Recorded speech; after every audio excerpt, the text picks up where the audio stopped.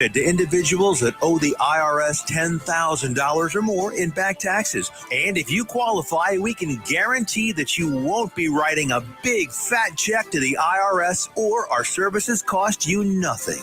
The first 100 people that call today will get a free tax consultation worth $500. Stop worrying about your IRS problem. We can help you, we promise. Call the tax doctor right now. I mean right now, to learn more. 800-240-4587. 800-240-4587. 800-240-4587. That's 800-240-4587.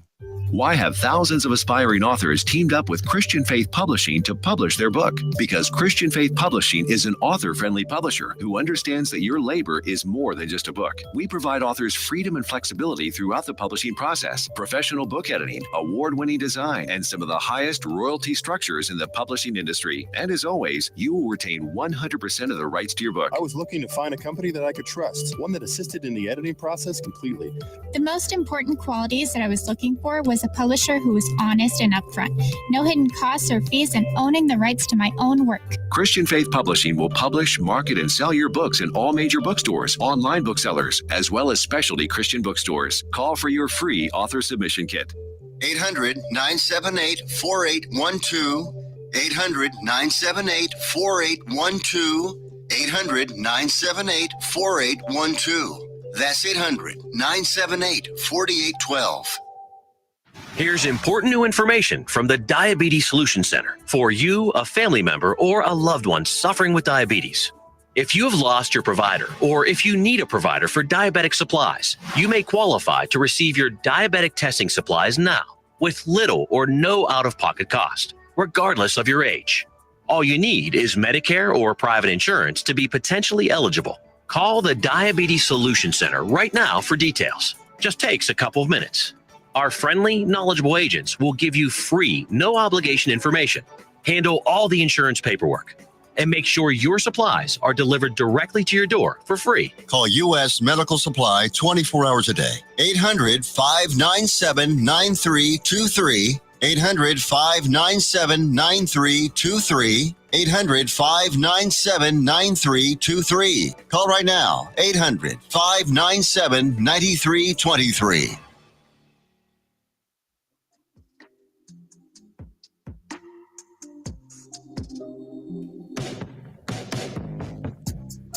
What's up? What's up? How's it going, North Texas? Uh, Cowboys fans, Wings fans, how's it going to y'all specifically? There's a lot of headlines going around right now. So Cowboys fans, we are dealing with the aftermath of a loss, but there's been some mixed reviews on it. There's some people who are saying, oh, well, we like how the team looked. We like the physicality. And then there are some people who are just pissed off that it was a loss, especially to the rival Eagles. And then on the Wings side, oh my goodness, I've been out of the loop a little bit with the Dallas Wings. I come back and all of a sudden there's rumors about Angel Reese being traded. There's people upset about the head coach sticking around. I don't really know what to make of it, if I'm being quite honest. But we're going to start with a little recap from the last time I was here. And for those of you who are new to this show, this is another episode of Bitches Love Sports on NTX Radio. I am your host, Jazz Monet. And first, I just want to say thank you to everyone who was supportive in some way, shape, or form while I was in New York. I had a great time at the U.S. Open. It was truly a special experience. I didn't know what to expect going to New York and going to that event. Not at all. Like, you kind of hear things about the Honey Deuces, but like to actually be there at the Billie Jean King Tennis Center and see what the atmosphere is like, to see what the crowd is like, what the fans are like, just how cool everybody is. That was truly a special experience. And shout out to Naomi Osaka. She ended up making it to the quarterfinals. So the first night that I was in New York, I got to see her pull off a big win. The second night I was in New York, unfortunately, ended up being a kind of disappointing loss. I think she struggled the most that she's struggled the entire tournament against Anisimova. But on that note, shout out to Anisimova for representing the USA in the finals. And shout out to Aryna Sabalenka for winning it. And also to Carlos Alcaraz for getting the champion title on the men's side. But no, that was a great experience. And I appreciate y'all for being the type of audience that doesn't trip when I talk about tennis. I also appreciate y'all for being the type of audience to support that content.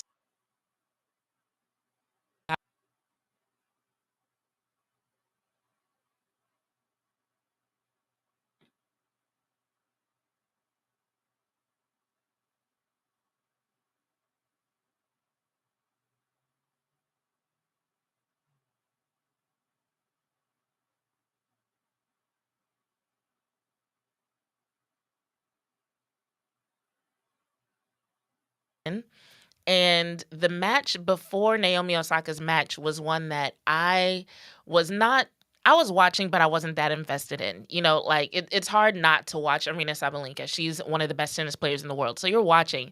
But I was there to see Naomi Osaka, let's be real, right? So I'm there, I'm watching the game, and the Cowboys game starts before Naomi Osaka comes onto the court. So I pull up the Cowboys game on my phone and I'm watching, and then all of a sudden Naomi Osaka's game starts, and so that's why I turned that off. So with the Cowboys game, give me 1 second. I think there's something going on with the video. There we go. So with the Cowboys game, I stopped watching it probably late in the second half. And so that's where that comment that I made on Twitter about like me being a little bit disappointed in the defense came from. Not that they were doing badly. And I'm going to get to what they did well, because they did a lot of things well. It wasn't that they were doing poorly. It was the fact that they weren't getting home. And I mean, Saquon Barkley is just strong. So there was that. So I was like, I don't want to get that confused. Like, oh, I didn't like what the defense looked like. I actually did like what the defense looked like. There was just some things that I was disappointed in. And I think some people took that as me feeling like the defense did a bad job. Now, something else that I will say was that I was surprised to see how long the game went on. Eventually, I found out about the weather delay. And then by the time I saw the score, because like I honestly thought the Cowboys were going to pull it off. By the time I saw the score, that's when I started asking the questions on Twitter, and everybody filled me in on what happened in the rest of the game. So I've got some notes on that we're going to get to, but I want to get some of the Dallas Wings content out the way first, because that whole situation... Okay, I'll put it this way. The Dallas Wings season is coming to an end. And so on paper, there's not really much to discuss. On paper, it's like, okay, they are the last in the league. They have the best odds of getting the number 1 draft pick next season. And so there's not really much to talk about for the rest of the season. But somehow, the Dallas Wings are getting pulled into the discussion about Angel Reese and her situation with the Chicago Sky. So there are some people who are saying that Angel Reese should demand a trade, and that the Dallas Wings should be her new home. And so I kind of want to talk about that for a second, because first I want to talk about the Angel Reese situation in the first place, because I feel like it's a little bit of a polarizing discussion. So for those who haven't heard, Angel Reese made some comments about her teammates. And when it comes to what the Chicago Sky look like this year, we just talked about the Dallas Wings and the fact that they're last in the league. And I've talked about them on this show throughout the season, and the fact that, there have been questions about the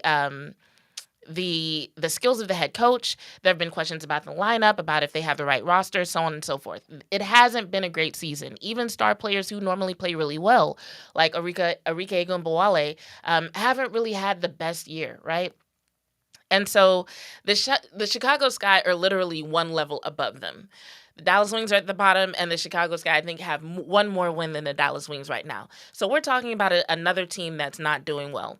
And in so many words, Angel Reese said to the Chicago Tribune that she recognized that and that she wasn't going to put up with it. And I believe one of the direct quotes was that she said something along the lines of, "We can't put up with the same shit that we did this year."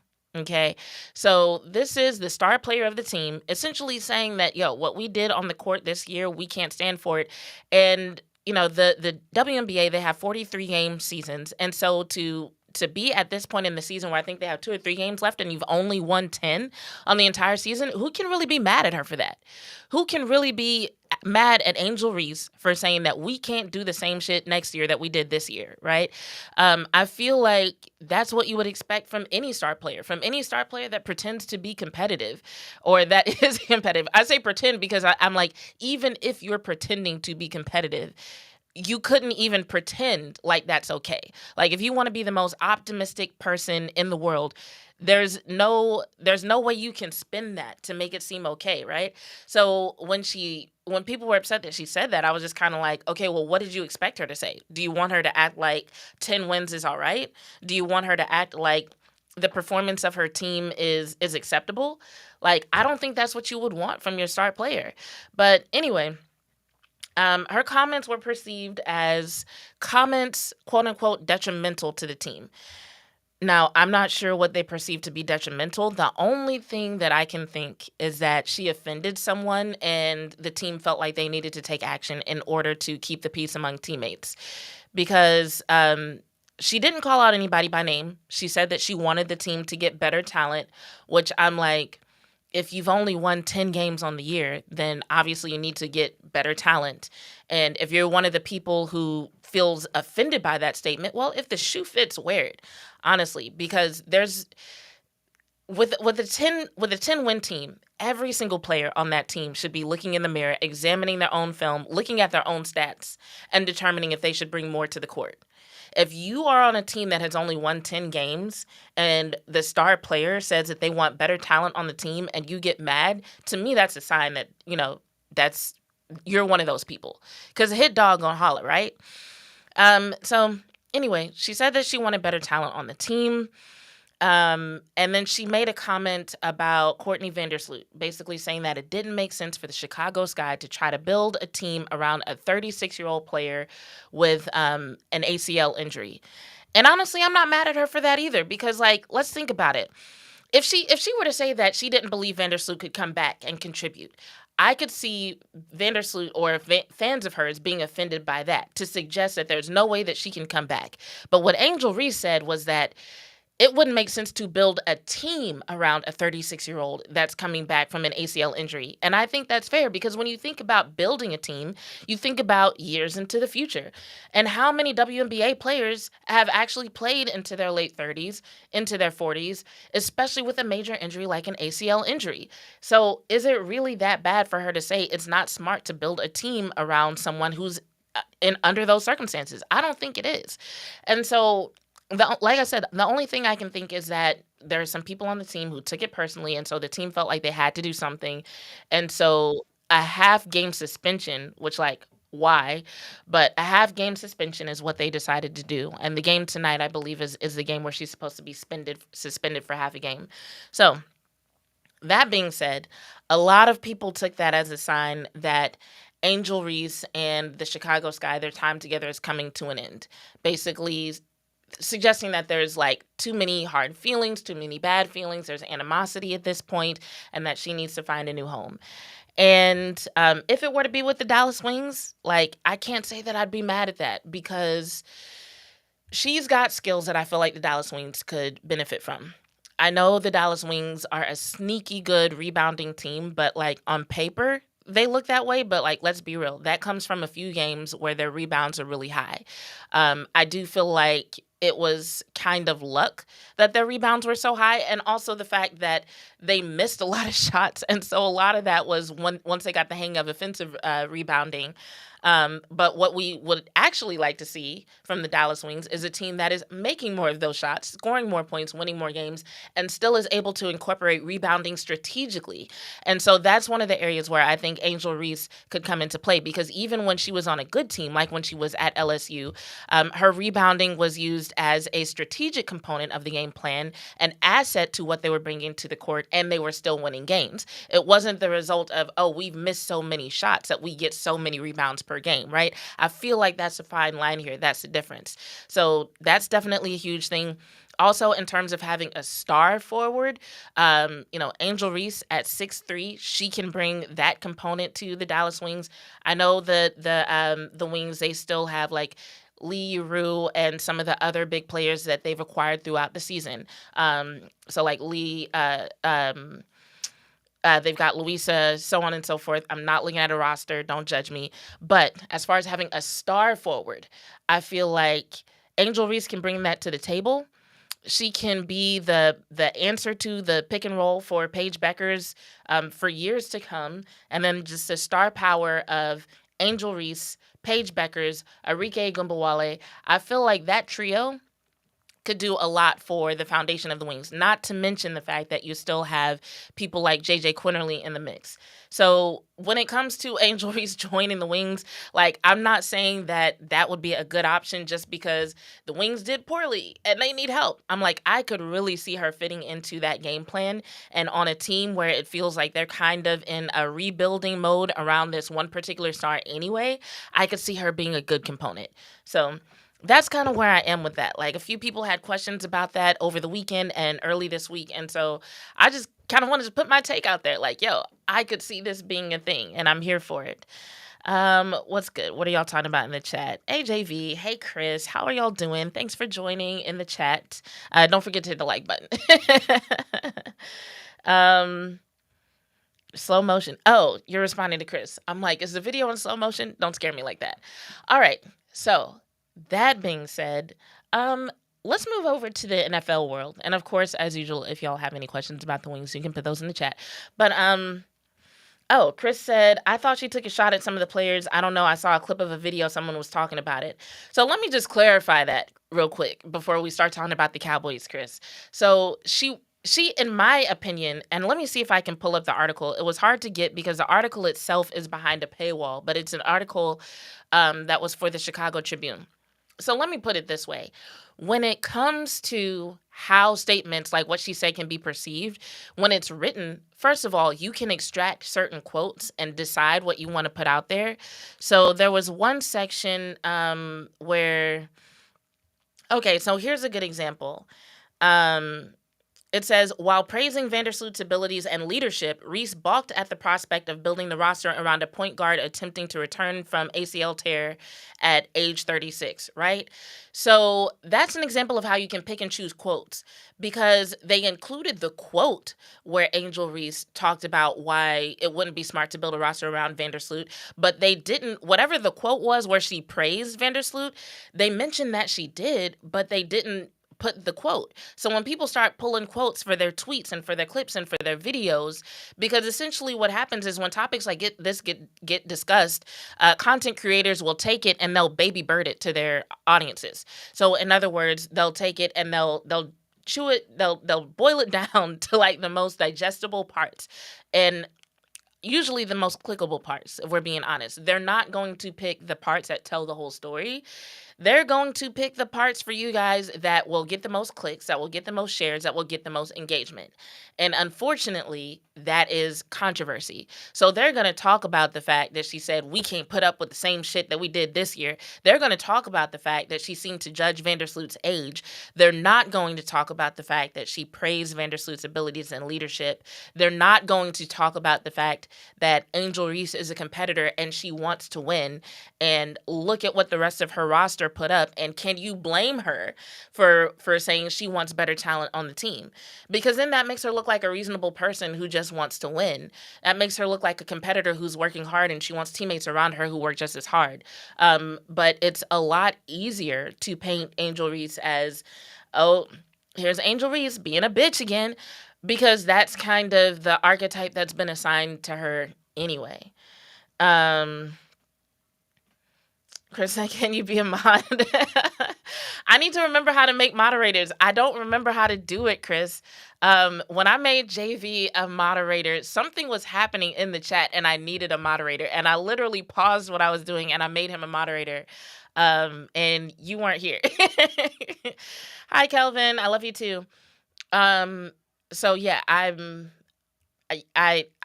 work on that. For you, Chris, I'll work on that. Chris also says, Jazz, is a WNBA negotiation what's coming up have anything to do with all this? Angel Reese and Caitlin Clark sitting out for the season, conspiracies floating around the net. Okay, so let's talk about that for a second too. We can round out this segment with just talking about the WNBA, and we can come back after the break and talk about the Cowboys. So there's three components to your question, Chris, and I'm going to bring it up on the screen just just to make sure people know what we're talking about, because I'm really glad that you asked about this. Okay, so you're asking about negotiations, Caitlin Clark, Angel Reese, and the conspiracies.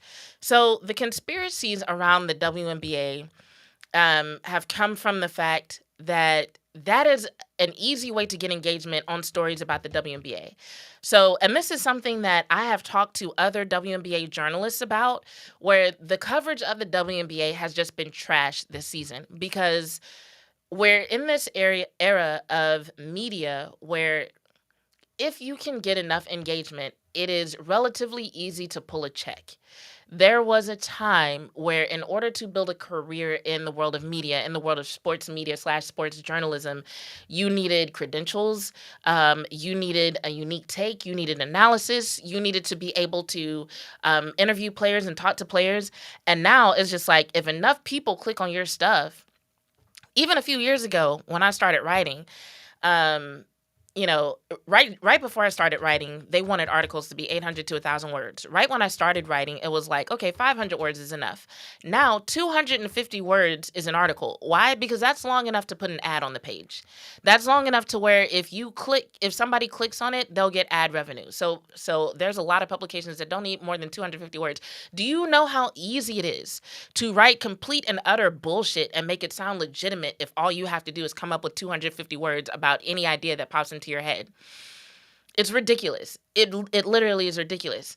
And so when it came to the WNBA and a lot of the headlines that we're seeing out there, what people were realizing was that the WNBA audience is bigger than ever, but it's not an audience that's educated enough to be able to differentiate between good content and bad content. So I know a lot of y'all in the chat are Cowboys fans. Y'all have been Cowboys fans long enough, and y'all have watched the NFL long enough to where when certain headlines start coming out, you know it's rage bait, you know it's clickbait, you know it's bullshit, right? A lot of the WNBA audience is not as well informed, is not as well educated. So what people are doing is they're putting out sensationalist headlines to get clicks. They are putting out tweets, they are putting out short videos, because not only do articles have the ability to be short, but it's like you only need a 30-second video to get clicks and to get views and to start getting those paychecks rolling in, right? So you got a lot of people who are putting out sensationalist bullshit for engagement, and so it's resulted in a lot of conspiracy theories and a lot of just nonsense that people know people will find interesting, and that they don't know enough about the WNBA to know that it's bullshit. That's where we are with that. So, Caitlin Clark is injured. It is really convenient to tie Caitlin Clark sitting out to, oh, she's thinking about going to Unrivaled, or oh, this is I think I saw somebody say something about this is the WNBA players' way of showing the WNBA how their numbers will drop if certain players aren't around. So basically like a preemptive threat if the CBA negotiations don't get done. That's not what this is. And at some point, I'll go back and we'll talk about what the WNBA actually has to do with negotiations. But there's some things that they really do have to work out there that I think people don't understand about. And I hate to say it, but I got to put it out there, even if just for the sake of time. The numbers for the WNBA, not their viewership, but the valuation is inflated. So we don't want to confuse the valuation of the WNBA with what they actually are able to split in terms of revenue that they can share with the players. And so that's why it seems like they're not sharing money that they could share, but they really kind of are, but they don't have as much money as people think they do, because valuations are not the same thing as actual revenue. And I'll put a pin in that so that we can talk about that. Caitlin Clark is injured. She hurt her groin. And it just hasn't been safe for her to go back out and play. That's it.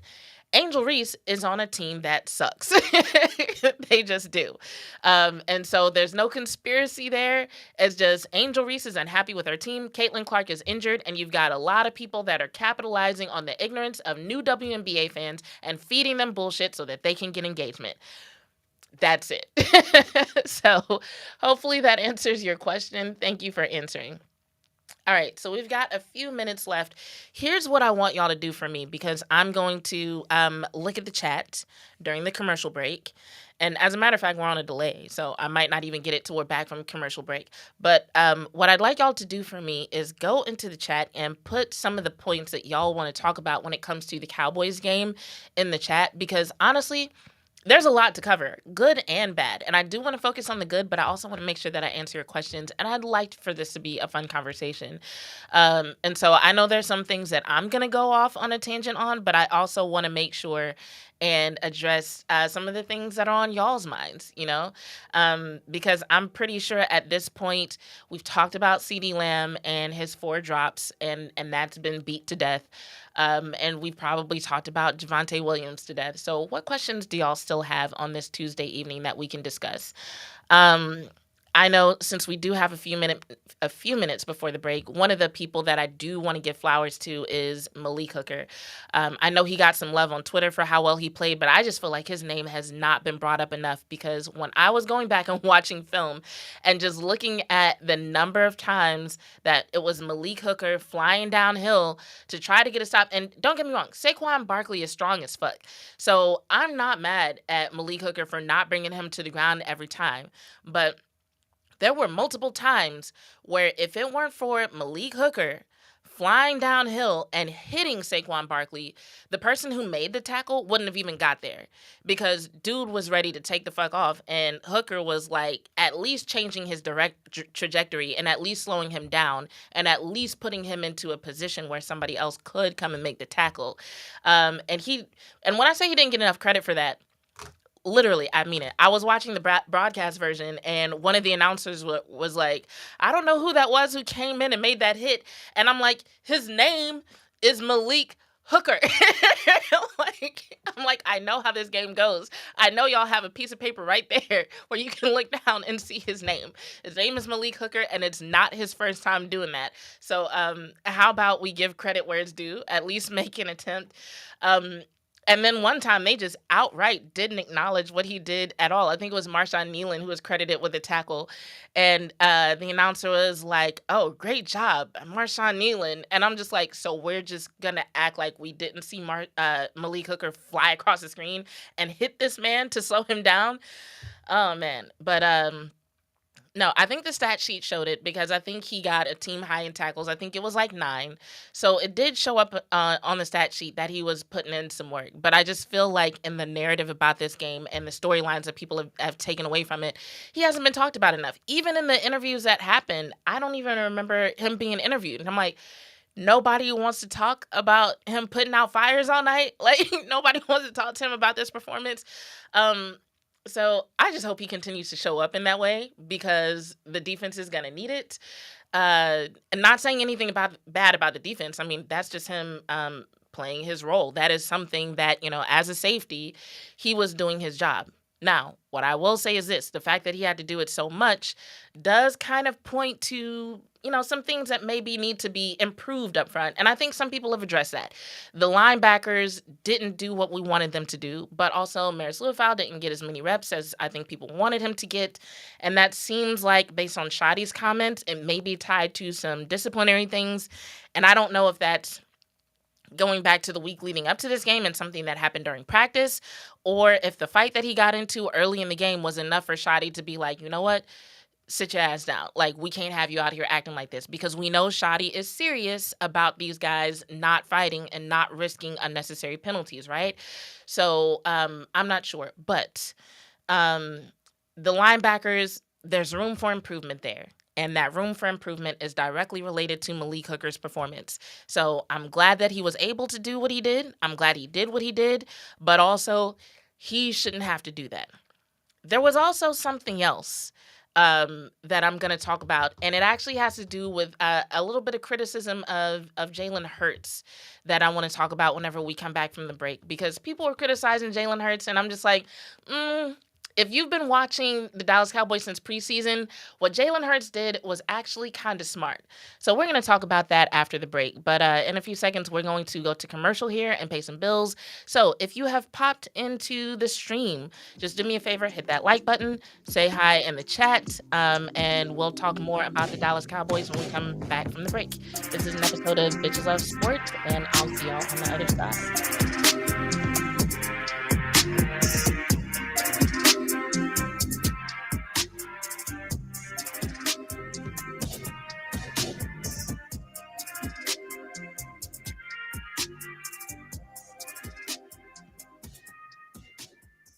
Let's be honest. Wheelchairs are heavy, bulky, and ugly. If you carry a wheelchair in your car to take care of a loved one, you know how hard it is getting that clunky, old-style wheelchair in and out of your car. Introducing the Feather Chair Wheelchair. At 13 pounds, it's the world's lightest wheelchair. It folds in seconds and fits neatly in your trunk, backseat, or closet, so you can take it everywhere. And it's only available right here. Order yours today and get a free wheelchair case, a $50 value, yours free. The Feather Chair, the world's lightest wheelchair, is just $4.99 with easy payments as low as $16 a month. Sorry, no Medicare or insurance accepted. So call right now to order yours. 800-823-5826. 800-823-5826. 800-823-5826. That's 800-823-5826. If you are trying to quit drinking or doing too many drugs, listen to me.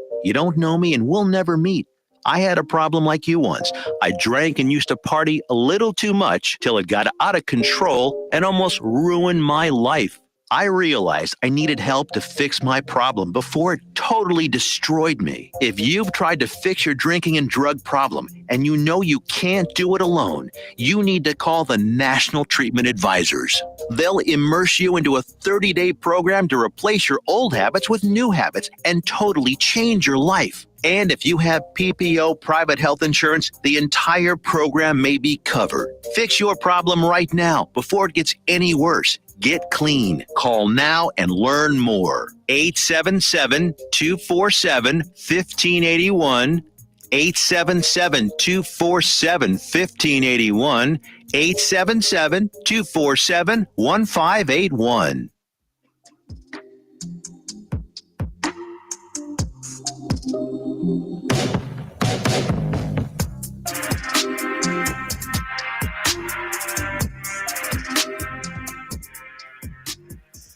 What's up? We are back. All right, so let's see what y'all put in the chat. JV asked who played better, Sanborn or Murray, and then said hint, answers neither. So thanks for that spoiler, JV. And also said, I believe Maris Leofau can be the green dot, and Isaiah Land and Shamar James should get playtime. Yeah, I actually was anticipating that Maris Leofau would be the green dot. Now, I don't know who got it on Thursday or who had it the most or if it was switched. But with Maris Leofau having experience with it last season, I expected that to continue. But obviously with snaps as limited as what he got, that's not a thing that's really going to happen because your green dot kind of needs to be on the field. Anyway. Moving on from that, though, so one of the things that I wanted to find, I actually can't find. Essentially, what I was referring to before the break when it comes to Jalen Hurts and the criticism, there was criticism of his passing yards. Basically, he had a lot of short passes against the Cowboys, and there was a chart that showed it that I was going to pull up for you guys, but I can't find it, so it is what it is. But if you've been around on Twitter, you've probably seen it. The chart that showed that a lot of his passes were very much underneath, and people were using that to compare him to Dak Prescott, and basically suggest that Dak Prescott was a better quarterback because Dak Prescott had more deep throws. But my thing about it is this. One of the things that we saw in preseason was that the cornerbacks were leaving a lot of room underneath. There was a lot of cushion. And I think in preseason there was a question of like, okay, are there so many opportunities underneath for quarterbacks because of who's on the field, or is it a scheme issue? And I think what we saw was the fact that it's both. In other words, if what you're doing defensively gives a quarterback that many opportunities to just be like, all right, I'll take these 5 yards, I'll take these 7 yards. Like, why would they not take the easy route if it'll give them 5 to 7 yards each time? Like, why would they make the situation hard on themselves? So that's why when people were criticizing Jalen Hurts for that, I was just kind of like, how can you criticize him that when at the end of the day they won the game? And at the end of the day, if you look at what was happening, that seems to be the smart thing to do. Like, he played smart. They got a whole season ahead of him where they can crack open the playbook and he can go for the long throws, the deep throws. And against the Cowboys, he just didn't have to, so he didn't. And so I would just say, like, as a Cowboys fan, I would actually be like, okay, why were there so many opportunities for him to do that and work his way down the field that way, as opposed to like using it as a reason to rip on Jalen Hurts? I just saw Clement show up in the chat. What's up, Clement? I want to see what you're talking about. You said, we have to be more consistent in the run game on offense and start to develop chemistry with Pickens and Ferguson in the pass game. Can't be CD dependent on offense. Okay, so let's talk about that a little bit, because I feel like that's been kind of the topic of the week so far, is just the consistency of the run game and also George Pickens and what he is or is not bringing to the table. Here's what I'm going to say about the run game first. And I gotta think about Tyler Booker's interview specifically when I talk about the run game, because Tyler Booker, in his interview that was released yesterday, said something like he wanted to improve, or he'd have to improve in order to be the kind of player that he wants to be, which, much respect to him, I don't think anybody would expect a rookie to come out and be like, oh yes, I'm exactly where I need to be. I know I'm ready for the Hall of Fame after one game. So I'm not saying that he doesn't need to work on things. I'm sure he does. But like, can we just go back to last season and how anytime they ran a run play between the tackles, like, Cowboys fans collectively had to hold their breath? Like, that was something that they could barely even do. You know what I'm saying? And so just even to see that happen so many times let me know that, like, okay, we finally have a guy who can do that. We finally have guys on the line who can block for him to be able to do that. So while people want to see more consistency, people want to see the run game even used more. Even Brian Schottenheimer himself said that he wished he could have gotten more attempts for Javonte Williams.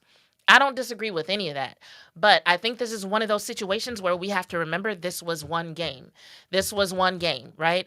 And so with it being the first game, and with it being that, you know, some things happened that were a little bit weird, I look at this as a sign of progress.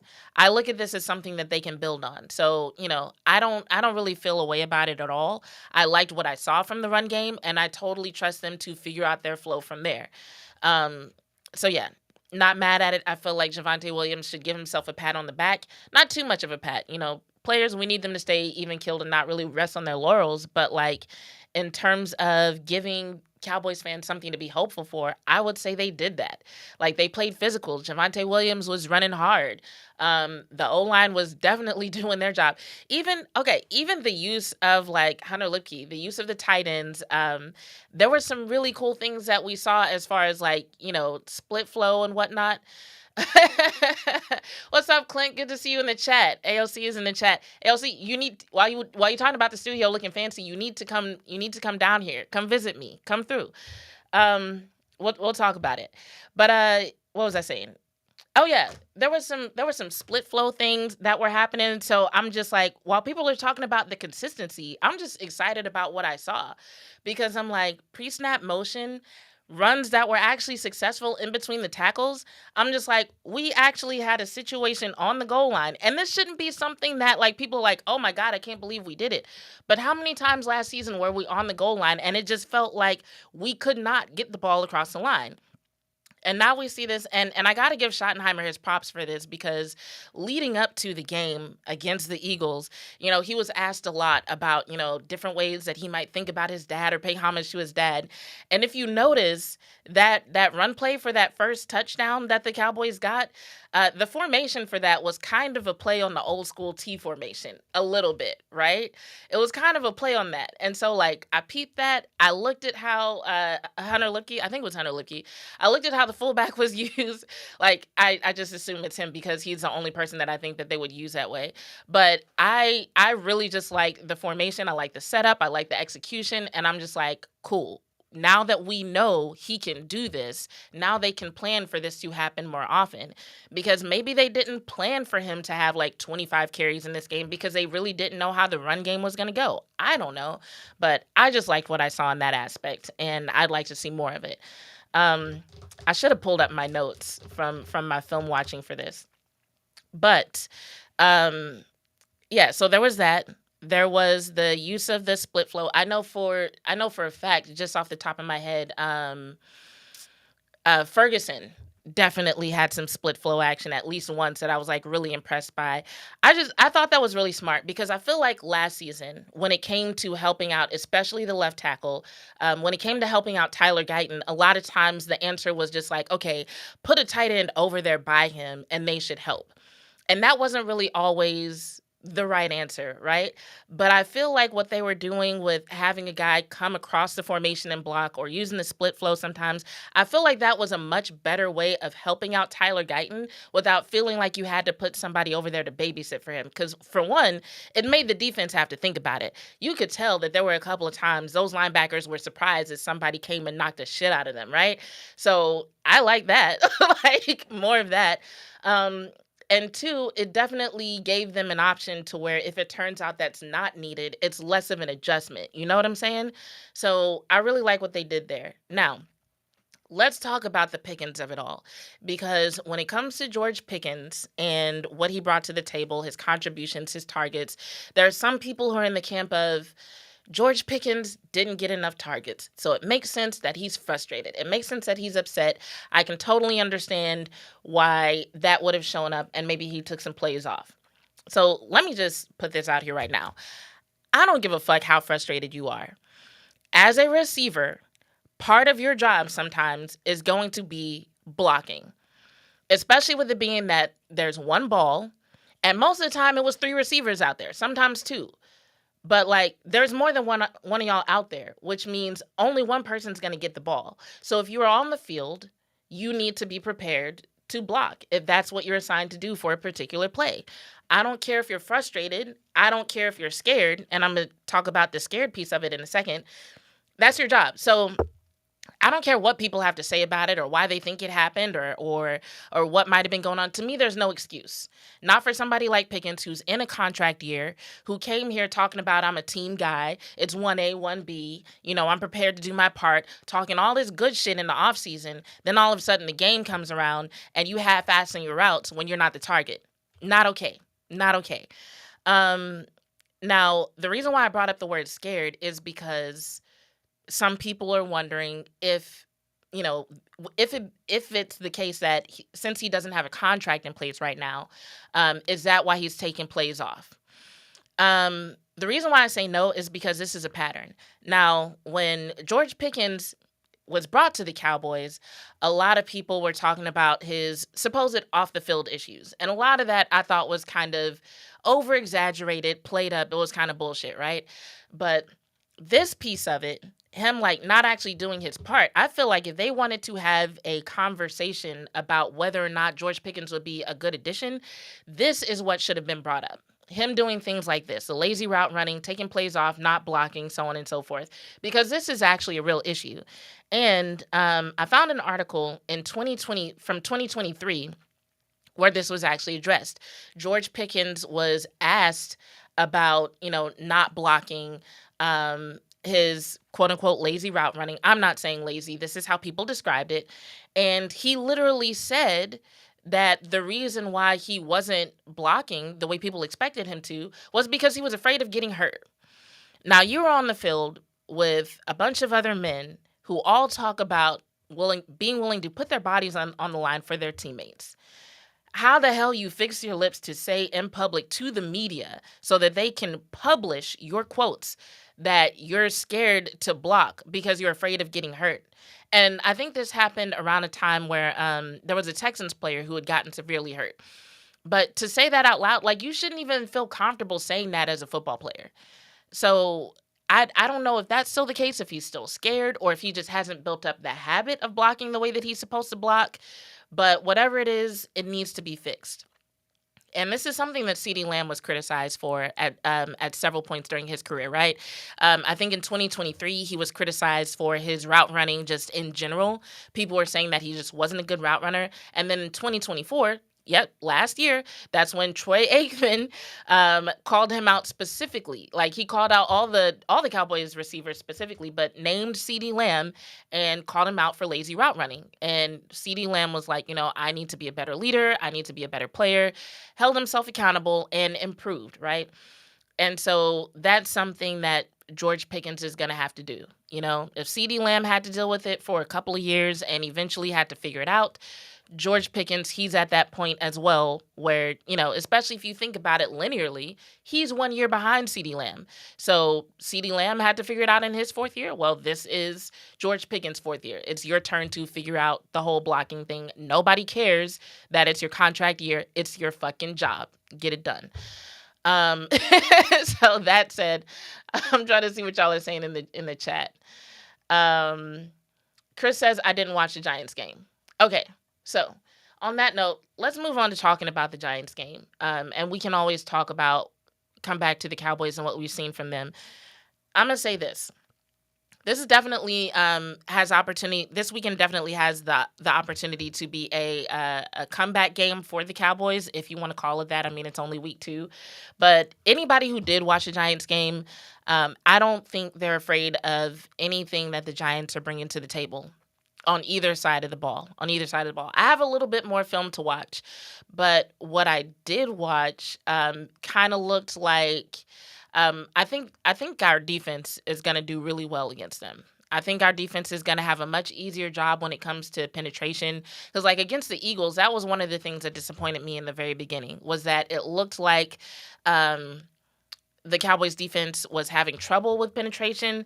And then it just seemed like it took a really long time for them to start doing anything in terms of blitzing. I feel like the entire first half of the Eagles game, Eberflus was like, we just go 4-man rush all night. And it wasn't really doing the job we needed to do. And then in the second half, especially after the whole storm delay, that's when you started seeing them doing some things which I forget the name for it, but it's like they had Trayvon Diggs on one side and somebody else on the other side. And I remember a couple of times specifically, they made it like they had Trayvon Diggs off the line of scrimmage. So it looked like he would be the one to drop into coverage. But then after the snap, the guy who was closer to the line of scrimmage ended up dropping, and Trayvon actually went in for the blitz. And one time he actually got to Jalen Hurts. He didn't bring him to the ground, but he got back there quick as fuck. And I'm just like, yes, this is what we need, right? So second half, they finally started blitzing. And I feel like if they incorporate a little bit more of that, I know Eberflus isn't known for his disguises and stuff like that, but if they incorporate a little bit more of that, especially earlier in the game, I don't see them having any problems against the Giants O-line, or especially with the goals of the attack front, some of the things that Eberflus has mentioned in terms of wanting to speed up the clock of the quarterback, wanting to pressure them, kind of throw them off their game a little bit. I don't see any of that being a problem. I feel like Kenny Clark, Osa, Solomon Thomas, they're going to have a fun night. Well, a fun day. This is a noon game, right? And then when it comes to what the Cowboys are bringing to the table on offense, I think they're going to improve there as well, even if just because they're probably going to run the ball more. Like I said, they had to see how some things were going to look in a real game situation. And I think now that they've seen it and they see what works, I feel like they're going to build a game plan around what they know works. And here's why that's smart. Because I know people want to talk a lot about what the Giants are bringing to the table and the threat of Malik Neighbors and, what happens if they put Jackson Dart in? Okay, that's all good to think about. But what we're really dealing with is two teams that both have to make adjustments from week 1. Both the Giants and the Cowboys are coming into this game 0-1, looking for their first win. So what we saw the Giants put on film, they're probably going to make some adjustments. They're going to do some things differently. And what we saw the Cowboys put on film, they're definitely going to make some adjustments. So right now, it's really smart for both teams to just worry about themselves, because if you try to plan around what you've seen from the opposing team, you're going to get something wrong. So when Schottenheimer is in his press conference talking about we're worrying about ourselves, yada, yada, yada, I'm like, great. Because there's enough for the Cowboys to fix just worrying about their own game plan without having to account for the 50,000 things that the Giants might do based on the chemistry between their quarterback and the receiver, or which quarterback they decide to put in the game, right? If they just make those differences in terms of taking away some of those opportunities underneath that Jalen Hurts had when he was in the game, if they make some of those differences in terms of when and how often they blitz, if they make some of those changes in terms of, what the linebackers are doing, and make it so that MALIK HOOKER doesn't have to put out fires all goddamn night, the defense is going to look better. And those changes can be made without even thinking about what the Giants are bringing to the table. And on the offensive side, if they can look and be like, yo, we got a guy who can help us get some runs straight up the middle now, we're going to do that more. If CeeDee Lamb cleans up the dropped passes, if they can kind of build off some of the things that the tight ends were doing and that Hunter Lipke was doing in terms of, the blocking across the formation and the split flow, and use that a little bit more, make it look different. They've got more options on offense. Once again, without even having to think about what the Giants are bringing to the table. So I really do like the fact that Schottenheimer is like, yeah, we're going to make sure that we're prepared for both Russell Wilson and Jackson Dart. But at the end of the day, we're more worried about ourselves. In week 2, I feel like that's the smartest thing to do. What are y'all talking about in the chat? Clement says, remember, Eagles have the best offensive line in the league. Credit to the defense for making necessary adjustments after the weather delay. 100%. 100%. JV says, I expect to see Jaydon Blue on Sunday. A lot of people are hoping for that. It's kind of hard to predict because, while obviously people are hoping to see Jaydon Blue because of what he brings to the table as a runner, but then you've got Schottenheimer making comments about consistency and competitiveness, and nobody really knows what's going on in those areas or why exactly Jaydon Blue or even Mozzie are being mentioned in those particular conversations. So I'll say I'd like to see him. I'm not necessarily getting my hopes up. I'm just gonna wait until Sunday and see what happens. JV says, I don't expect that drop pass scenario to rear its ugly head ever again this season. I don't either. And I'll say this, JV, when I was watching the film, even the technique CD was using to catch the ball looked off. For a second, I was like, is he hurt? Did he hurt his hand? Because, it was just the way that he was reaching out for the ball was kind of weird. I don't know what happened there. I'm just going to trust him to fix it. I believe in CeeDee Lamb. He has grown and matured over the years in ways people didn't even predict a couple years ago. So to see the footage of him out there on Friday on the jugs, to hear him talk about, taking accountability, to hear both Dak and Shotty talk about him taking accountability, I trust him to fix it. Now, one of the other things that Shotty did say, he kind of snuck in a little line that kind of suggested that Pickens was going to get more targets on Sunday. And I don't know how serious it was. It was something to the effect that when Pickens sees his targets on Sunday, something. I'll look it up, and we can talk about it tomorrow night when I do my late night Wednesday Night Live.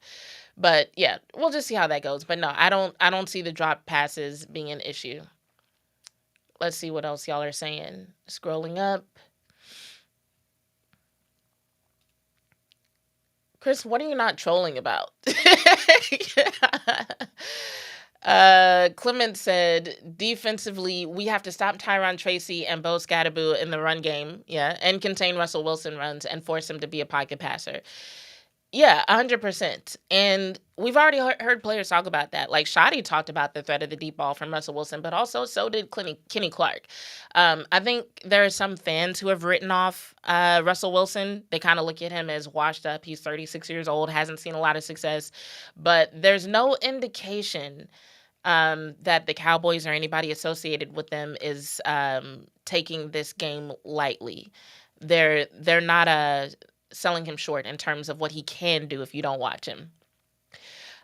Chris says, I'm not trolling. I really don't know. I watched him in college, but didn't think he would do anything in the league. Plus, he went to my rival college, so I hate his ass off for it. Who are you talking about?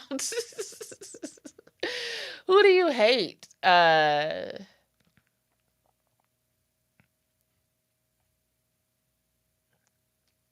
don't know. Remind me who you're talking about, Chris. I have no idea who you're talking about. Clement also said, respect for accountability by Tyler Booker. We have to be able to run effectively and against very good Giants defensive line with Dexter Lawrence, Calvin Thibodeau, and Abdul Carter. Yeah, agreed. No, like with Tyler Booker, like I was just so ready to sing his praises. And I don't think he's down on himself either. Like I really feel like Tyler Booker has a very healthy perception of his own performance. Knows that he has more work to do, but also knows that what he did was good and that he got the job done. Dan B said, with Shotty's comments about Blue, it makes me wonder about the whole lazy thing being true. Possibly. So here's something I've said before about athletes, especially young athletes. Because I think sometimes when people hear that a player isn't consistent or that they're lazy, the assumption is that that's like a negative feedback about who that person is. But what actually happens is that sometimes athletes don't know how hard they have to try until they have to try that hard. And I'm trying to think of a way to make sense of that statement. It's basically like, I think the way the average person can relate to it is like if you've ever had to work at something, like I'm sure most of us, if we haven't been athletes, we've at least worked out. And maybe you had a workout routine that worked out for a while and then you hit a plateau. And then you're like, okay, I got to up my routine. I got to increase my weight. I got to increase my reps. I got to start doing different movements. I got to change the way that I warm up and cool down to take care of my body, because now I'm starting to get sore from these workouts, so on and so forth. And maybe you hit a plateau again, or maybe your goal changes. And then, over time, you have to change your workout routine a few times. And eventually you get to a point where you're like, dang, I never imagined I'd be squatting this much. I had a client who was like that. Like when she came to me, she could barely do goblet squats. And after probably about 6 months, she's like doing barbell back squats and all kind of stuff that she literally never thought she'd be strong enough to do, right? But had I told her from jump, hey, eventually I want you squatting 150, she'd have been like, the fuck? So in my mind, watching this client, I was like, all right, we're going to start her here. We're going to move her here. And eventually, just looking at her form, so on and so forth, I believe she could get here, right? And so I think the same thing happens with young athletes sometimes, especially if they come from a program where they were considered really good and got a lot of praise. And then they come to the league and they've literally never had to work as hard as they have to work in the league, And so it's like, they might be at a certain point, like let's say there's physical levels to working hard. And so maybe in college they were here and then they get to the league and it's like, oh, now I got to work this hard. And then somebody's like, that's not hard enough. Really? Okay, well, I'm going to work harder. And then they're like, that's not hard enough. What? This is the hardest I've ever worked in my life. It's like, all right, I got to work harder, right? And so it's like, they don't know that where their coach wants them to be is way up here. They're starting here and they're like, I'm here. And this is the hardest I've ever worked in my life. And it sounds like Shotty's not settling for this is the hardest you've ever worked in your life. He's like, I don't care. I need you to work this hard in order for me to say that you're doing what I need you to do. That's what it kind of feels like. Because Shotty's never said anything negative about these guys or suggested that they're not good teammates or that they don't bring the right things to the table. He's literally just talked over and over again about consistency. So that's just kind of my assumption there based on what I've seen from young athletes, what I know about young athletes, and how that usually goes, especially with young, gifted athletes and them kind of learning what they need to put in terms of work. So, like always, thank you guys for joining the stream. Thank you guys for being active in the chat. Don't forget to hit the like button on your way out. Join me tomorrow night. We can go more in depth on some of these topics. But this has been another episode of Bitches Love Sports. Join me every Tuesday at 5 p.m. Central right here on YouTube with NTX Radio. I'll see y'all tomorrow night. And make sure those notifications are turned on. Bye.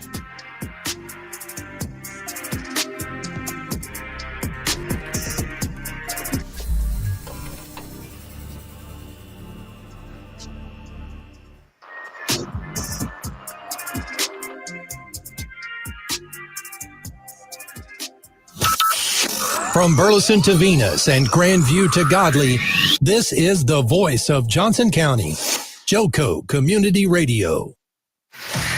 Attention all business owners and creative minds. Do you need a unique and personalized touch for your products? Look no further than Romika Laser Engraving and Custom Designs. I'm Ron Phillips, co-owner of Romika Designs. We offer custom laser engraving services for a variety of products, including promotional items and corporate or personal gifts. With state-of-the-art equipment and a team of skilled designers, we can engrave intricate designs on virtually any material. Whether it's a special message,